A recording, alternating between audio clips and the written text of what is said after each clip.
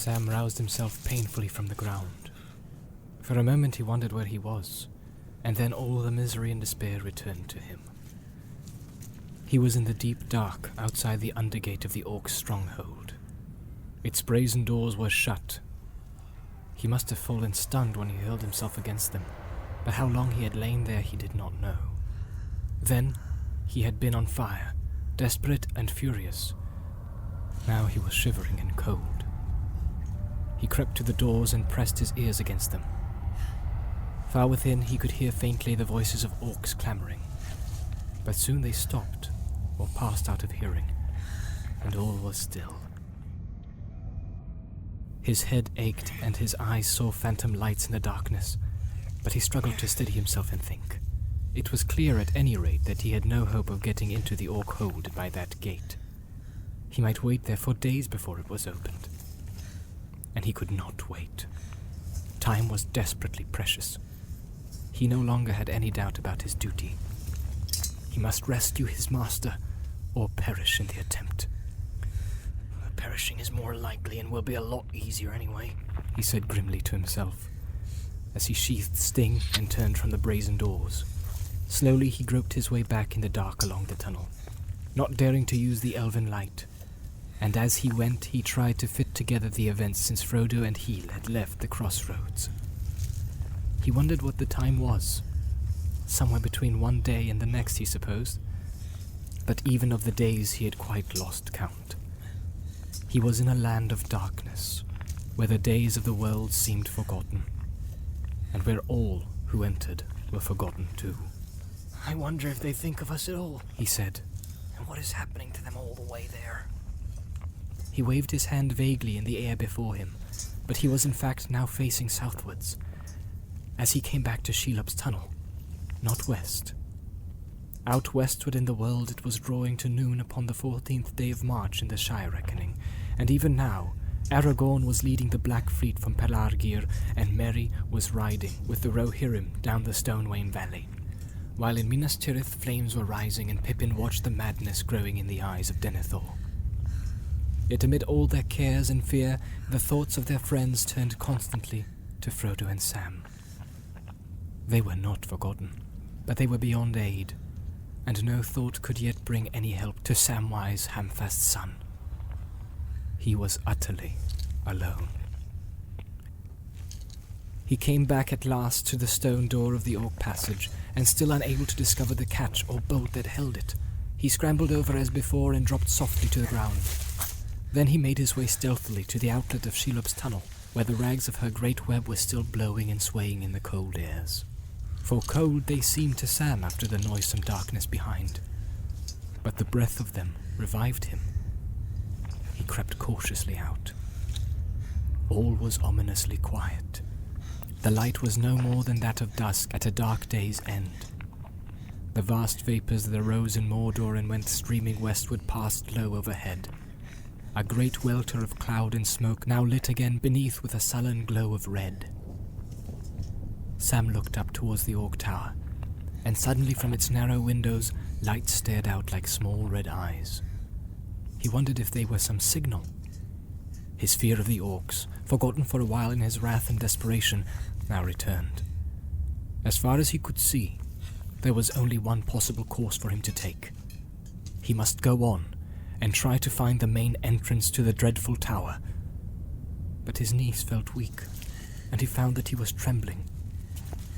Drawing his eyes down from the tower and the horns of the cleft before him, he forced his unwilling feet to obey him, and slowly, listening with all his ears, peering into the dense shadows of the rocks beside the way, he retraced his steps, past the place where Frodo fell, and still the stench of Shelob lingered. And then on and up, until he stood again in the very cleft where he had put on the ring, and seen Shagrat's company go by. There he halted and sat down. For the moment he could drive himself no further. He felt that if once he went beyond the crown of the pass and took one step veritably down into the land of Mordor, that step would be irrevocable. He could never come back. Without any clear purpose he drew the ring and put it on again. Immediately he felt the great burden of its weight, and felt afresh, but now more strong and urgent than ever, the malice of the Eye of Mordor, searching, trying to pierce the shadows that it had made for its own defense, but which now hindered it in its unquiet and doubt. As before, Sam found that his hearing was sharpened, but that to his sight the things of this world seemed thin and vague. The rocky walls of the path were pale, as if seen through a mist, but still at a distance he heard the bubbling of Shelob in her misery. And harsh and clear, and very close it seemed, he heard cries, and the clash of metal. He sprang to his feet, and pressed himself against the wall beside the road. He was glad of the ring, for here was yet another company of orcs on the march, or so at first he thought. Then suddenly he realized that it was not so. His hearing had deceived him. The orc cries came from the tower, whose topmost horn was now right above him, on the left hand of the cleft. Sam shuddered and tried to force himself to move. There was plainly some devilry going on. Perhaps in spite of all orders, the cruelty of the orcs had mastered them, and they were tormenting Frodo, or even savagely hacking him to pieces. He listened, and as he did, a gleam of hope came to him. There could not be much doubt. There was fighting in the tower. The orcs must be at war amongst themselves. Shagrat and Gorbag had come to blows. Faint as was the hope that his guest brought him, it was enough to rouse him. There might just be a chance. His love for Frodo rose above all other thoughts, and forgetting his peril, he cried aloud. "I'm coming, Mr. Frodo!" He ran forward to the climbing path and over it. At once the road turned left and plunged steeply down. Sam had crossed into Mordor. He took off the ring, moved it maybe by some steep premonition of danger, though to himself he thought only that he wished to see more clearly. Better to have a look at the worst, he muttered. No good blundering about in a fog. Hard and cruel and bitter was the land that met his gaze. Before his feet, the highest ridge of the Efelduaths fell steeply in great cliffs down into a dark trough, on the further side of which there rose another bridge, much lower, its edge notched and jagged, with crags like fangs that stood out black against the red light behind them. It was the grim Morgai, the inner ring of the fences of the land. Far beyond it, but almost straight ahead, across a wide lake of darkness dotted with tiny fires, there was a great burning glow, and from it rose in huge columns the swirling smoke, dusty red at the roots, black above where it merged into the billowing canopy that roofed in all the accursed land. Sam was looking at Orodruin, the mountain of fire. Ever and anon, the furnaces far below its ashen cone would grow hot, and with a great surging and throbbing pour forth rivers of molten rock from chasms in its sides. Some would flow blazing towards Barad-dûr down great channels, some would wind their way into the stony plain, until they cooled and lay like twisted dragon shapes vomited from the tormented earth.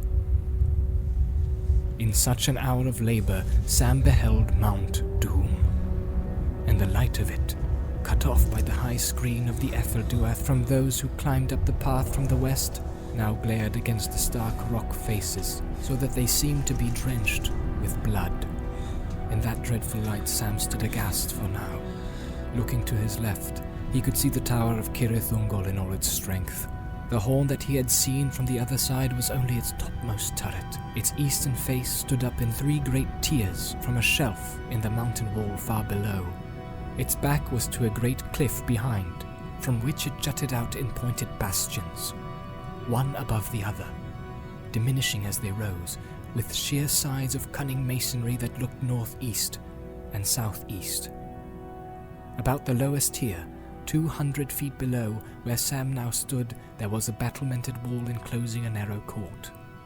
Its gate upon the near southeastern side opened to a broad road, the outer parapet of which ran upon the brink of a precipice until it turned southward and went winding down into the darkness to join the road that came over the Morgul Pass.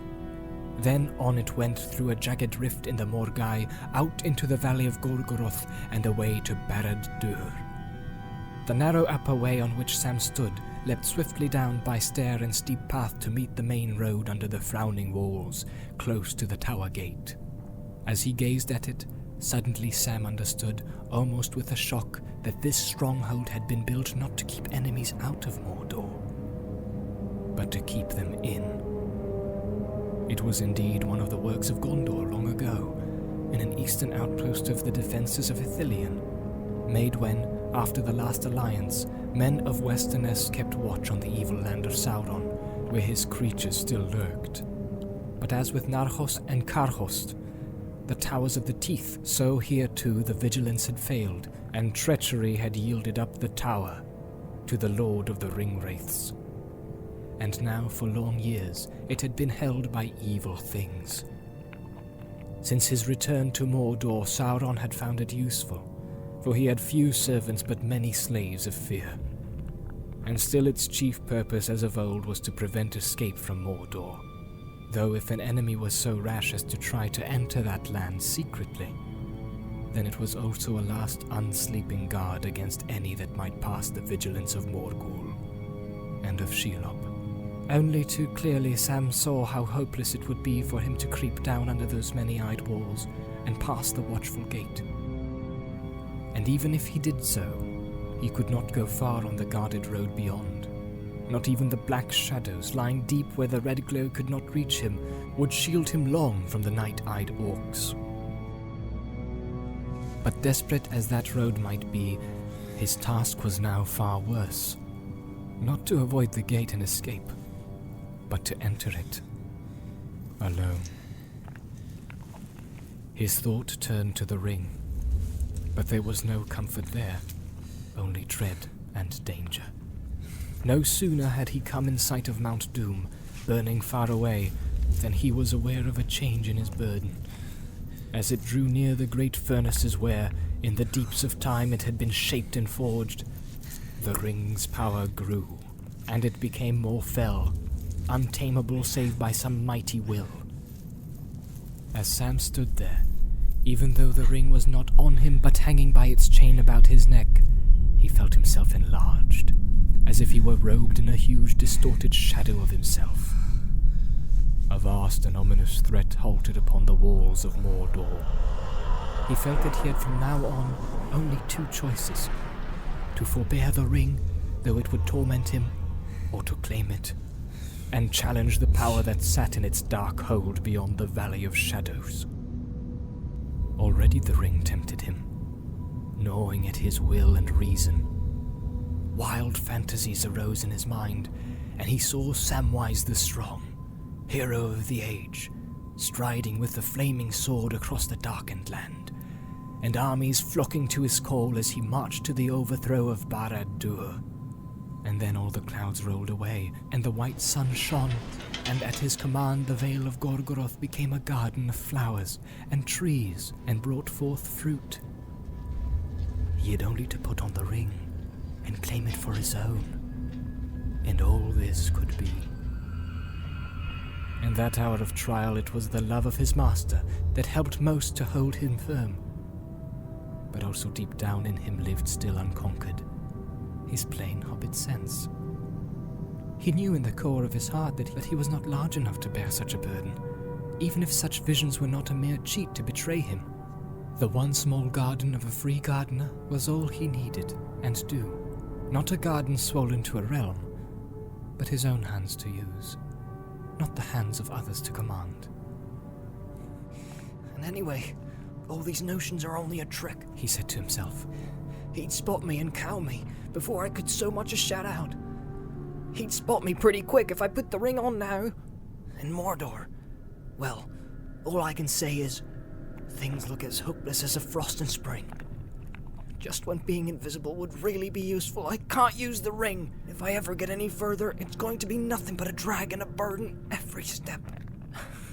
So what's to be done? He was not really in any doubt. He knew that he must go down to the gate, and not linger any more. With a shrug of his shoulders, as if to shake off the shadow and dismiss the phantoms, he began slowly to descend. With each step he seemed to diminish. He had not gone far before he had shrunk again to a very small and frightened hobbit. He was now passing under the very walls of the tower, and the cries and sounds of fighting could be heard with his unaided ears. At the moment, the noise seemed to be coming from the court behind the outer wall. Sam was about halfway down the path when out of the dark gateway into the red glow there came 2 orcs running. They did not turn towards him. They were making for the main road, but even as they ran, they stumbled and fell to the ground and lay still. Sam had seen no arrows, but he guessed that the orcs had been shot down by others on the battlement or hidden in the shadows of the gate. He went on, hugging the wall to his left. One look upward had shown him that there was no hope of climbing it. The stonework rose 30 feet without a crack or ledge to overhanging courses like inverted steps. The gate was the only way. He crept on, and as he went, he wondered how many orcs lived in the tower with Shagrat, and how many Gorbag had, and what they were quarrelling about, if that was what was happening. Shagrat's companies had seemed to be about 40, and Gorbag's more than twice as large, but of course Shagrat's patrol had only been a part of his garrison. Almost certainly, they were quarrelling about Frodo and the spoil, for suddenly things seemed clear to him, almost as if he had seen him with his eyes. The mithril coat. Of course, Frodo was wearing it, and they would find it, and from what Sam had heard, Gorbag would covet it. But the orders of the Dark Tower were at present Frodo's only protection, and if they were set aside, Frodo might be killed out of hand at any moment. Come on, you miserable sluggard! Sam cried to himself. Now for it! He drew Sting and ran towards the open gate, but just as he was about to pass into its great arch, he felt a shock, as if he had run into some web like Shelobs, only invisible. He could see no obstacle, but something too strong for his will to overcome barred the way. He looked about, and then within the shadow of the gate, he saw the 2 watchers. They were like great figures seated upon thrones. Each had 3 joined bodies, and 3 heads facing outward and inward, and across the gateway. The heads had vulture faces, and on their great knees were laid claw-like hands. They seemed to be carved out of huge blocks of stone, immovable, and yet they were aware. Some dreadful spirit of evil vigilance abode in them. They knew an enemy. Visible or invisible, none could pass unheeded. They would forbid his entry, or his escape. Hardening his will, Sam thrust forward once again and halted with a jerk, staggering as if from a blow upon his breast and head. Then, greatly daring, because he could think of nothing else to do, answering a sudden thought that came to him, he drew slowly out the phial of Galadriel and held it up. Its white light quickened swiftly, and the shadows under the dark arch fled. The monstrous watchers sat there cold and still, revealed in all their hideous shape. For a moment Sam caught a glitter in the black stones of their eyes, the very malice of which made him quail. But slowly he felt their will waver and crumble into fear. He sprang past them, but even as he did so, thrusting the phial back into his bosom, he was aware, as plainly as if a bar of steel had snapped to behind him, that their vigilance was renewed, and from those evil heads there came a high, shrill cry in the towering walls before him. Far up above, like an answering signal, a harsh bell clanged a single stroke. That's done it, said Sam. Now I've rung the front door bell. Well, come on, somebody! He cried. Tell Captain Shagrat that the great elf warrior has called, and with his elf sword too! There was no answer. Sam strode forward, Sting glittered blue in his hand. The courtyard lay in deep shadow, but he could see that the pavement was strewn with bodies. Right at his feet were 2 orc archers with knives sticking in their backs. Beyond lay many more shapes, some singly as they had been hewn down or shot, others in pairs, still grappling one another, dead in the very throes of stabbing, throttling, biting. The stones were slippery with dark blood. 2 liveries Sam noticed, one marked by the red eye, the other by a moon disfigured with the ghastly face of death. But he did not stop to look more closely. Across the court, a great door at the foot of the tower stood half open, and a red light came through. A large orc lay dead upon the threshold. Sam sprang over the body and went in, and then he peered about at a loss. A wide and echoing passage led back from the door towards the mountainside. It was dimly lit with torches flaring in the brackets on the walls, but its distant end was lost in gloom. Many doors and openings could be seen on this side and that, but it was empty save for 2 or 3 more bodies sprawling on the floor. From what he had heard of the captain's talk, Sam knew that, dead or alive, Frodo would most likely be found in a chamber high up in the turret far above. But he might search for a day before he found the way. It'll be near the back, I guess, Sam muttered. The whole tower climbs backwards like. And anyway, I'll better follow these lights. He advanced down the passage, but slowly now, each step more reluctant. Terror was beginning to grip him again. There was no sound save the rap of his feet, which seemed to grow in an echoing noise, like the slapping of great hands upon the stones. The dead bodies, the emptiness, the dank black walls that in the torchlight seemed to drip with blood, the fear of sudden death lurking in doorway or shadow, and behind all his mind, the waiting, watchful malice at the gate. It was almost more than he could screw himself to face. He would have welcomed a fight, with not too many enemies at the time, rather than this hideous, brooding uncertainty. He forced himself to think of Frodo, lying bound or in pain or dead somewhere in his dreadful place. He went on. He had passed beyond the torchlight, almost to a great arched door at the end of the passage, the inner side of the undergate, as he rightly guessed, when there came, from high above, a dreadful choking shriek. He stopped short. Then he heard feet coming. Someone was running in great haste down an echoing stairway overhead. His will was too weak and too slow to restrain his hand. It dragged at the chain and clutched the ring, but Sam did not put it on. For even as he clasped it to his breast, an orc came clattering down, leaping down from a dark opening at the right. It ran towards him. It was no more than 6 paces from him when, lifting its head, it saw him, and Sam could hear its gasping breath and see the glare in its bloodshot eyes. It stopped short aghast. For what it saw was not a small frightened hobbit trying to hold a steady sword. It saw a great silent shape, cloaked in a grey shadow, looming against the wavering light behind. In one hand it held a sword, the very light of which was a bitter pain. The other was clutched at its breast, but held concealed some nameless menace of power and doom. For a moment the orc crouched, and then with a hideous yelp of fear it turned and fled back as it had come. Never was any dog more heartened when its enemy turned tail than Sam at this unexpected flight. With a shout, he gave chase. Yes! The elf warrior is loose! He cried. I'm coming! Just to show me the way up or I'll skin you! But the orc was in its own haunts, nimble and well fed. Sam was a stranger, hungry and wary. The stairs were high and steep and winding. Sam's breath began to come in gasps. The orc had soon passed out of sight, and only faintly could be heard the slapping of its feet as it went on and up. Every now and again it gave a yell, and the echo ran along the walls. But slowly, all sound of it died away. Sam plodded on. He felt that he was on the right road, and his spirits had risen a good deal. He thrust the ring away and tightened his belt. Well, he said. If only they all take such a dislike to me and my sting, this may turn out better than I hoped.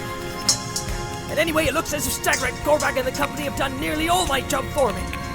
Except for that little frightened rat. I do believe there's nobody left alive in the place. And with that he stopped, brought up hard, as if he had hit his head against the stone wall. The full meaning of what he had said struck him like a blow. Nobody left alive. Whose had been that horrible dying shriek? Frodo!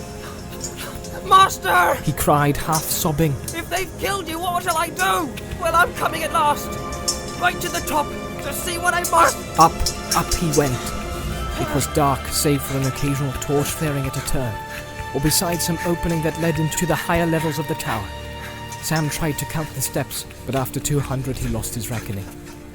He was moving quietly now, for he thought that he could hear the sound of voices talking, still some way above. More than one rat remained alive, it seemed.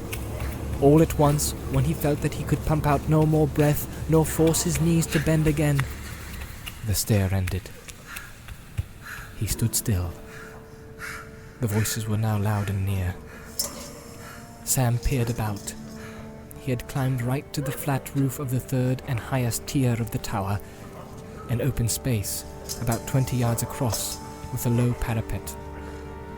There the stair was covered by a small domed chamber in the midst of the roof, with low doors facing east and west. Eastward, Sam could see the plain of Mordor vast and dark below, and the burning mountain, far away. A fresh turmoil was surging in its steep wells, and the rivers of fire blazed so fiercely that even at its distance of many miles, the light of them lit the tower top with the red glare. Westward the view was blocked by the base of the great turret that stood at the back of this upper court and reared its horn high above the crest of the encircling hills. Light gleamed in the window slit. Its door was not 10 yards from where Sam stood. It was open, but dark, and from just within its shadow, the voices came. At first Sam did not listen. He took a pace out of the eastward door and looked about. At once he saw that up there the fighting had been fiercest. All the court was choked with dead orcs, all their severed and scattered heads and limbs. The place stank of death. A snarl, followed by a blow and a cry, sent him darting back into hiding. An orc voice rose in anger, and he knew it again at once, harsh, brutal, cold. It was Shagrat speaking, captain of the tower. You won't go again, you say? Curse you, Snorker, you little maggot! If you think I'm so damaged that it's safe to flout me, you're mistaken. Come here and I'll squeeze your eyes out like I did to that book just now, and when some new lads come, I'll deal with you. I'll send you to Salem. They won't come. Not before you're dead, anyway, answered Snugger sullenly. I've told you twice that Golback swine got to the gate first and none of yours got out. Lagdurf and Musgash ran through, but they were shot. I saw it from a window, I tell you, and they were the last. Then you must go. I must stay here anyway. But I'm hurt. Black Piss, take that filthy rebel Golback. Shagrat's voice trailed off into a string of foul names and curses. I gave him better than I got, but he knifed me. Down before I throttled him. You must go, or I'll eat you. You must get through to Lepers, or we'll both be for the Black Pits. Yes, you too. You won't escape by stalking here. I'm not going down those stairs again, growled Snugger. Are you captain or no? No! Keep your hands off your knife or I'll put an arrow in your guts. You won't be a captain long when they hear about all these goings on. I fought for the tower against those stinking Ungol rats, but a nice mess you two precious captains have made of things, fighting over the swag. That's enough from you, snarled Shagrat. I had my orders. It was Golback started it, trying to pitch that pretty set. Well, you put his back up. He's so high and mighty, and he had more sense than you anyway. He told you more than once that the most dangerous of these spies were still loose, and you wouldn't listen. And you won't listen now. Golback was right, I tell you. There's a great fighter about. One of those bloody-handed elves. One of those filthy dogs. He's coming here, I tell you. You heard the bell. He's got past the watchers, and that's Tark's work. He's on the stairs, and until he's off them, I'm not going down. Not if you're a Nazgul, I wouldn't. So that's it, is it? Yelled Shagrat. You do this and you'll not do that. And when he does come, you'll bolt and leave me? No, you won't. I'll put red maggot holes in your belly first! Out of the turret door, the smaller orc came flying. Behind him came Shagrat, a large orc with long arms that, as he ran crouching, reached to the ground, but one arm hung limp and seemed to be bleeding. The other hugged a large black bundle. In the red glare, Sam, cowering behind the stair door, caught a glimpse of his evil face as he passed. It was scored as if by rending claws and smeared with blood. Slaver dripped from its protruding fangs. The mouth snarled like an animal. As far as Sam could see, Shagrat hunted Snugger around the roof, until ducking and eluding him, the smaller orc with a yelp darted back into the turret and disappeared. Then Shagrat halted. Out of the eastward door, Sam could see him now. By the parapet, panting, his left claw clenching and unclenching feebly. He put the bundle on the floor and with his right claw drew out a long red knife and spat on it. Going to the parapet, he leaned over, looking down into the outer court far below. Twice he shouted, but no answer came. Suddenly, as Shagrat was stooped over the battlement, his back to the rooftop, Sam, to his amazement, saw that one of the sprawling bodies was moving. It was crawling. It put out a claw and clutched the bundle. It staggered up. In its other hand it held a broad-headed spear with a short broken haft. It was poised for a stabbing thrust, but at that very moment a hiss escaped his teeth, a gasp of pain or hate. Quick as a snake, Shagrat slipped aside, twisting round, and drove his knife into his enemy's throat. Don't you go back! He cried. Not quite dead, eh? Well, I'll finish my job now. He sprang on the fallen body and stamped and trampled it in his fury, stooping now and again to stab and slash it with his knife. Satisfied at last, he threw back his head and let out a horrible gurgling yell of triumph. Then he licked his knife and put it between his teeth, and catching up the bundle he came loping towards the near door of the stairs. Sam had no time to think. He might have slipped out of the door, but hardly without being seen, and he could not have played hide-and-seek with this hideous orc for long. He did what was probably the best thing he could have done. He sprang out to meet Shagrat with a shout. He was no longer holding the ring, but it was there, a hidden power, a cowing menace to the slaves of Mordor, and in his hand was Sting, and its light smote the eyes of the orc like a glitter of cruel stars in the terrible elf countries, the dream of which was a cold fear to all his kind. And Shagrat could not both fight and keep hold of his treasure. He stopped, growling, baring his fangs. Then once more, orc fashion, he leapt aside, and as Sam sprang at him, using the heavy bundle as both shield and weapon, he thrust it hard into his enemy's face. Sam staggered, and before he could recover, Shagrat darted past and down the stairs.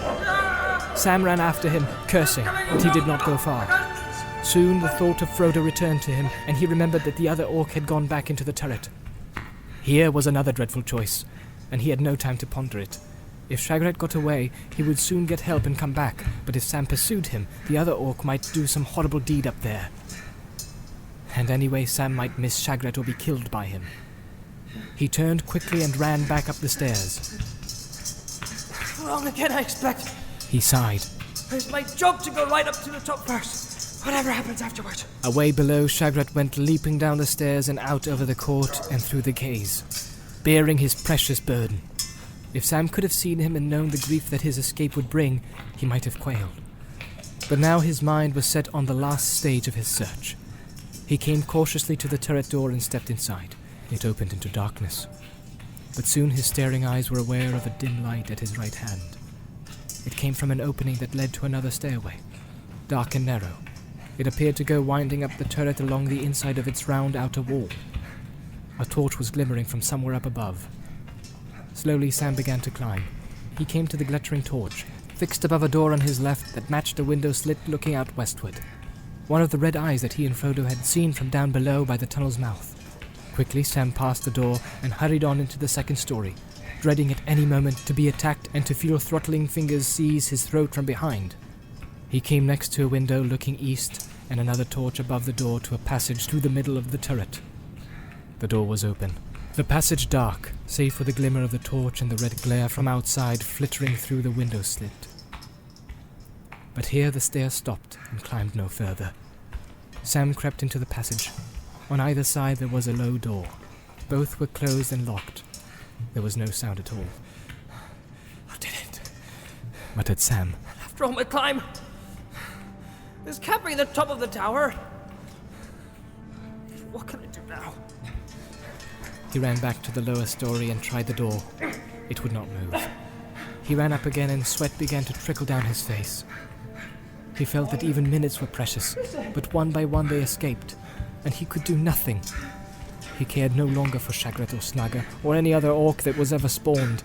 He longed only for his master, for one sight of his face or one touch of his hand. At last, weary and feeling finally defeated, he sat on a step below the level of the passage floor and bowed his head into his hands. It was quiet, horribly quiet. The torch that was already burning low when he arrived sputtered and went out, and he felt the darkness cover him like a tide. And then softly, to his own surprise, there at the vain end of his long journey and his grief, moved by what thought in his heart he could not tell, Sam began to sing. His voice sounded thin and quavering in the cold dark tower, the voice of a forlorn and weary hobbit, that no listening oar could possibly mistake for the clear song of an elven lord.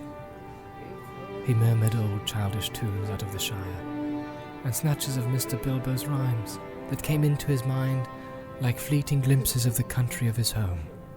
And then suddenly new strength rose in him, and his voice rang out, while words of his own came unbidden to fit this simple tune. In western lands beneath the sun, in flowers there may rise in spring. The trees may bud, the waters run, the merry finches sing. Or there may be 'tis cloudless night, and swaying breeches bare, and elven stars as jewels white amid their branching hair. Though here at journey's end I lie, in darkness buried deep, beyond all towers strong and high, beyond all mountains steep, above all shadows rides the sun, and stars forever dwell.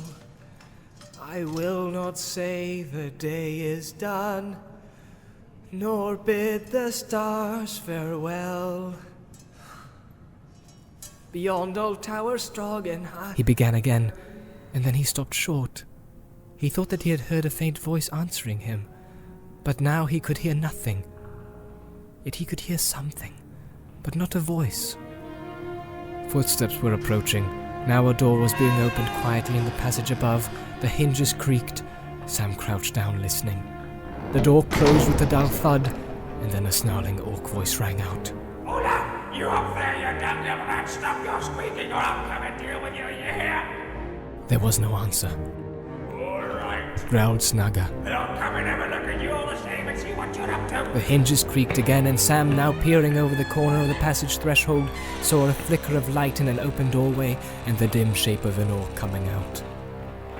He seemed to be carrying a ladder. Suddenly the answer dawned on Sam. The topmost chamber was reached by a trap door in the roof of the passage.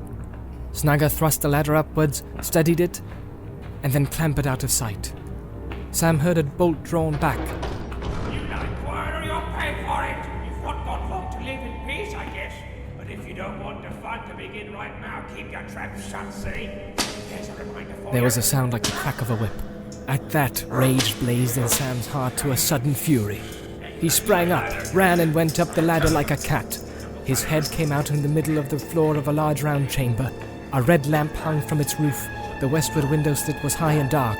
Something was lying on the floor by the wall under the window, but over it a black orc shape was straddled. It raised the whip a second time, but the blow never fell. With a cry, Sam leapt across the floor, sting in hand. The orc wheeled round, but before it could make a move, Sam slashed its whip hand from its arm. Howling with pain and fear, but desperate, the orc charged head down at him. Sam's next blow went wide, and thrown off his balance, he fell backwards, clutching at the orc as it stumbled over him. Before he could scramble up, he heard a cry and a thud. The orc, in its wild haste, had tripped on the ladder head and fallen through the trapdoor.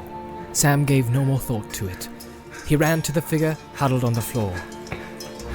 It was Frodo. He was naked, lying as if in a swoon on a heap of filthy rags. His arm was flung up, shielding his head, and across his side there ran an ugly whip wheel. Frodo! Mr. Frodo, my dear! Cried Sam, tears almost blinding him. It's Sam! I've come! He half lifted his master and hugged him to his breast. Frodo opened his eyes. Am I still dreaming? He muttered. But the other dream's horrible. You're not dreaming at all, Master. Said Sam. It's real. It's me. I've come. Oh, I can hardly believe it. Said Frodo, clutching him. There was an orc with a whip. And then it turns into Sam. But I wasn't dreaming after all. When I heard that singing down below and I tried to answer, it was you. It was indeed, Mr. Frodo. I've given up hope almost. I couldn't find you. Well, you have now, Sam. Dear Sam, said Frodo. And he lay back in Sam's gentle arms, closing his eyes like a child at rest, when night fears were driven away by some loved voice or hand. Sam felt that he could sit like that in endless happiness, but it was not allowed. It was not enough for him to find his master. He had still to try and save him. He kissed Frodo's forehead. Come, wake up, Mr. Frodo, he said, trying to sound as cheerful as he had when he had drew back the curtains at Bag End on a summer's morning. Frodo sighed and sat up. Where are we? How did I get here? He asked. There's no time for tales till we get somewhere else, Mr. Frodo, said Sam. But you're at the top of that tower that you and me saw from far away, down by the tunnel before the orcs got you. How long ago that was, I don't know. More than a day, I guess. Only that, said Frodo. It seems weeks. You must tell me all about it if we get a chance. Something hit me, didn't it? And I fell into darkness and foul dreams. And woke that found that waking was worse. Orcs were all around me. I think they had just been pouring some horrible burning drink down my throat. My head grew clear, but I was aching and weary. They stripped me of everything. And then two great brutes came and questioned me. Questioned me until I thought I should go mad. Standing over me, gloating, fingering their knives. I'll never forget their claws and eyes. You won't if you talk about them, Mr. Frodo, said Sam. And if we don't want to see them again, the sooner we get going, the better. Can you walk? Yes. I can walk, said Frodo, getting up slowly. I am not hurt, Sam. Only I feel very tired, and I have a pain here. He put his hand to the back of his neck above his left shoulder. He stood up, and it looked to Sam as if he was clothed in flame. His naked skin was scarlet in the light of the lamp above. Twice he paced across the floor. That's better, he said, his spirits rising a little. I didn't dare move when I was left alone, or one of the guards came until the yelling and fighting began. The two big brutes, they quarreled, I think, over me and my things. I lay here terrified, and all went deadly silent. And that was worse. Yes, they quarreled seemingly, said Sam. There must have been a couple of hundred of these dirty creatures in this place. A bit of a tall order from Sam Gamgee, as you might say. But they've done all the killing of themselves. That's lucky. But it's too long to make a song about it. Till we're out of here. Now what's to be done? You can't go walking in the Black Land with naught but your skin, Mr. Frodo. They've taken everything, Sam, said Frodo. Everything I had. Do you understand? Everything! He cowered on the floor again with bowed head, as his own words brought home to him the fullness of the disaster, and despair overwhelmed him. The quest has failed, Sam. Even if we get out of here, we can't escape. Only elves can escape. Away out of Middle-earth, far away over the sea. If even that is enough to keep the shadow out. No, not everything, Mr. Frodo. And it hasn't failed. Not yet. I took it, Mr. Frodo. Begging your pardon. And I've kept it safe. It's round my neck now. And a terrible burden it is, too. Sam fumbled for the ring and its chain. But I suppose we must take it back. Now it has come to it. Sam felt reluctant to give up the ring and burden his master with it again. You've got it, gasped Frodo. You've got it here! Sam, you're a marvel! Then quickly and strangely his tone changed. Give it to me! He cried, standing up, holding out a trembling hand. Give it to me at once! You can't have it! All right, Mr. Frodo, said Sam, rather startled. here it is. Slowly he drew the ring out and passed the chain over his head. But you're in the land of Mordor now, sir. When you get out, you'll see the fiery mountain at all. You'll find the ring very dangerous now and very hard to bear. If it's too hard of a job, I could share it with you, maybe. No! No! Cried Frodo, snatching the ring and chain from Sam's hands. No, you won't! You thief! He panted, staring at Sam with eyes wide with fear and enmity. Then suddenly clasping the ring in one clenched fist, he stood aghast. A mist seemed to clear from his eyes, and he passed a hand over his aching brow. The hideous vision had seemed so real to him, half bemused as he was still with wound and fear. Sam had changed before his very eyes into an orc again, leering and pawing at his treasure, a foul little creature with greedy eyes and slobbering mouth. But now the vision had passed. There was Sam kneeling before him, his face wrung with pain as if he had been stabbed in the heart. Tears welled from his eyes. Oh, Sam, Cried Frodo. what have I said? What have I done? Oh, forgive me. After all you've done, it is a horrible power of the ring. I wish it had never been found. But don't mind me, Sam. I must carry the burden to the end. It can't be altered. You can't come between me and this doom. That's all right, Mr. Frodo, said Sam, rubbing his sleeve across his eyes. I understand. But I can still help, can't I? I've got to get you out of here. At once, see? But first, you want some clothes and gear and then some food. The clothes will be the easiest part, as we're in Mordor, we'd best dress up Mordor fashion. And anyway, there isn't no choice. It'll have to be orc stuff for you, Mr. Frodo, I'm afraid. And for me too, if we go together. We'd best match. Now put this round you. Sam unclasped his grey cloak and cast it about Frodo's shoulders. Then, unslinging his pack, he laid it on the floor. He drew Sting from his sheath. Hardly a flicker was to be seen upon its blade. I was forgetting this, Mr. Frodo. No, they didn't get everything. You lend me Sting, if you remember, and the lady's glass. I've got them both still. But lend them to me a little longer, Mr. Frodo. I must go and see what I can find. You stay here. Walk about a bit and ease your legs. I shan't be long. I shan't have you go far. Take care, Sam, said Frodo. and be quick. There may be orcs still alive, lurking in wait. I've got to chance it. Said Sam. He stepped to the trapdoor and slipped down the ladder. In a minute, his head reappeared. He threw a long knife on the floor. There's something that might be useful. He said. He's dead, the one that whipped you.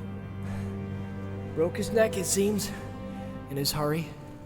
Now you draw up the ladder if you can, Mr. Frodo, and don't you let it down till you hear me call the password. Elbereth, I'll call. What the elves say, no orc would say that. Frodo sat for a while and shivered, dreadful fears chasing one another through his mind. Then he got up, drew the grey elven cloak about him, and to keep his mind occupied, began to walk to and fro, prying and peering into every corner of his prison. It was not very long, though. Fear made it seem an hour at least before he heard Sam's voice calling softly from below. Elbereth! Elbereth! Frodo let down the light ladder. Up came Sam, puffing, heaving a great bundle on his head. He let it fall with a thud. Quick now, Mr. Frodo. He said. I've had a bit of a search to find anything small enough for the likes of us. We'll have to make do. But we must hurry. I've met nothing alive, and I've seen nothing, but I'm not easy. I think this place is being watched. I can't explain it, but, well, it seems to me as if one of those foul, flying riders was about. Up in the blackness where he can't be seen. He opened the bundle. Frodo looked in disgust at the contents, but there was nothing for it. He had to put the things on, or go naked.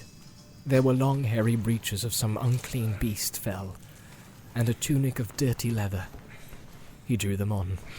Over the tunic went a coat of stout ring mail, short for a full-sized orc, too long for Frodo, and heavy. About it he clasped a belt, at which there hung a short sheath, holding a broad-bladed stabbing sword. Sam had brought several orc helmets. None of them fitted Frodo well enough. A black cap with iron rim and iron hoops covered with leather upon which the evil eye was painted in red, above the beak-like nose guard. The Morgul stuff, Gorbag's gear, was a better fit and better made, said Sam. But it won't do, I guess, to go carrying his tokens into Mordor. Not after this business here. Well, there you are, Mr. Frodo. A perfect little orc, if I may make so bold. At least you would be, if we could cover your face with a mask. Give you longer arms and make you bow-legged. Still, this will hide some of the telltales. He put a large black cloak around Frodo's shoulders. Now you're ready. You can pick up a shield as we go. What about you, Sam? Said Frodo. Aren't we going to match? Well, Mr. Frodo, I've been thinking. Said Sam. I'd best not leave any of my stuff behind, and we can't destroy it. And I can't wear orc mail over all my clothes, can I? I'll just have to cover up. He knelt down and carefully folded his elven cloak. It went into a surprisingly small roll. This he put into his pack and lay on the floor. Standing up, he slung it behind his back, put an orc helm on his head, and cast another black cloak about his shoulders. There, he said. Now we match.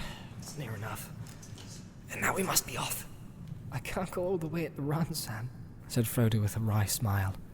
I hope you've made inquiries about inns along the road. Or have you forgotten about food and drink?